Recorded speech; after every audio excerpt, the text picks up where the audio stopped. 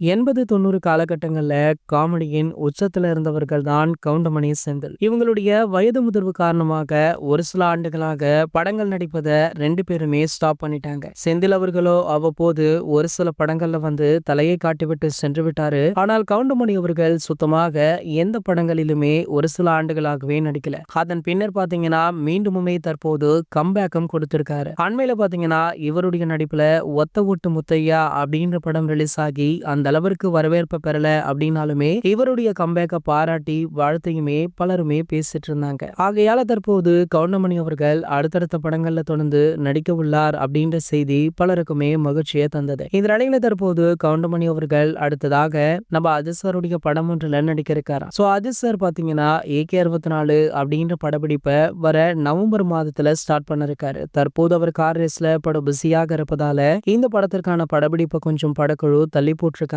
ஆகையால பாத்தீங்கன்னா தற்போது கவுண்டமணி அவர்கள் இந்த படத்துல இணைந்ததால பலருமே அவருக்கு வாழ்த்துக்களை தெரிவிச்சிட்டு இருக்காங்க. மேலும் பாத்தீங்கன்னா அஜித் சாருடைய முந்தைய படத்தை டைரக்ஷன் பண்ண நம்ம ஆதிக் ரவிச்சந்திரன் தான் இந்த படத்தையுமே எடுக்கிறாரு. சோ அஜித் சார் தான் கவுண்டமணி அவர்களை சஜஷன் பண்ணதாக சொல்லப்படுது.